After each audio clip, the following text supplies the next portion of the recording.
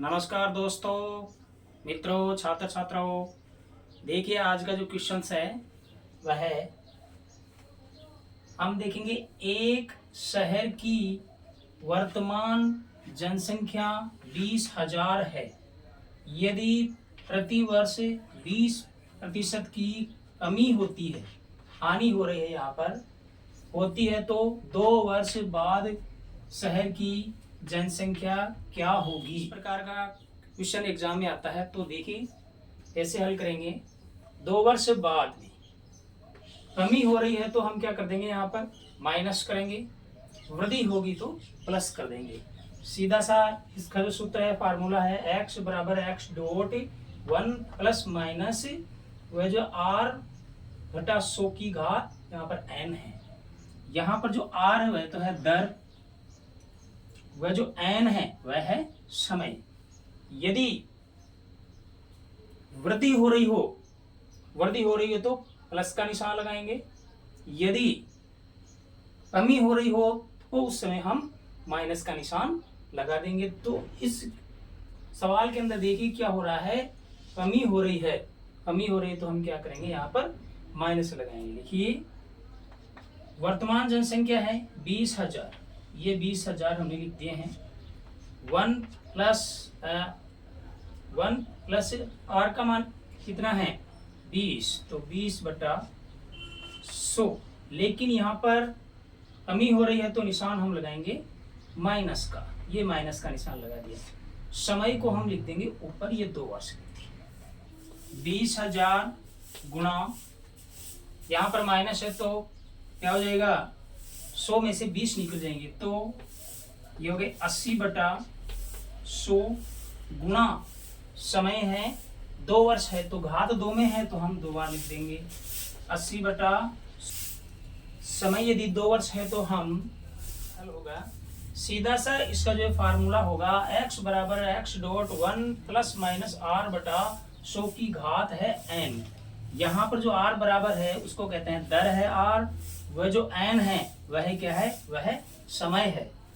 तो देखिए आगे हल करेंगे हम। यहाँ पर जो x का मान है 20,000, यानी वर्तमान जो जनसंख्या है 20,000 है। 1 यहाँ पर एक कमी हो रही है तो माइनस का निशान लेंगे, तो माइनस कितनी है दर 20 है, 20/100। समय है 2 वर्ष, तो ऊपर जो घात के रूप में हम समय लगा देंगे। आगे हल करेंगे इसको।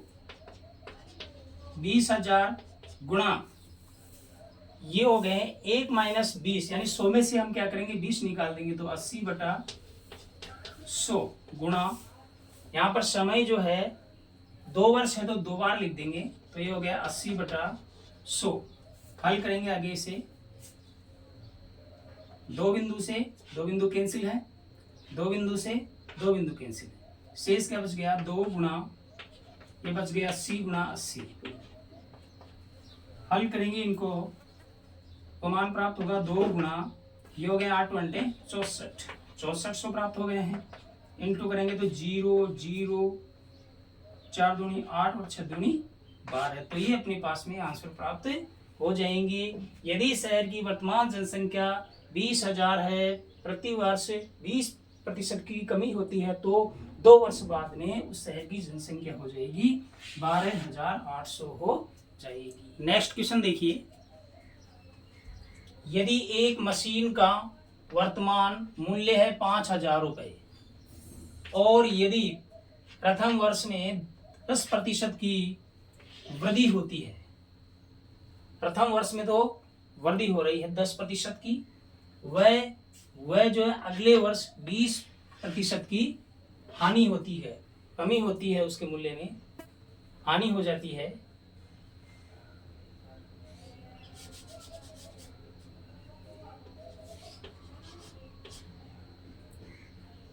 कमी हो तो मशीन का 2 वर्ष बाद मूल्य क्या होगा।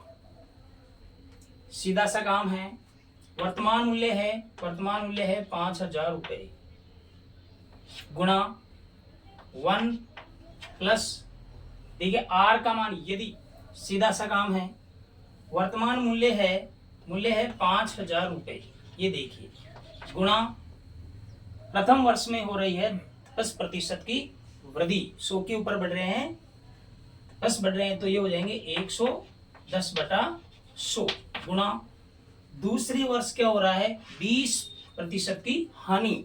हानि हम 100 में से निकाल देंगे, 100 में से 20 निकाल देंगे तो हमारे पास में बच गए 80।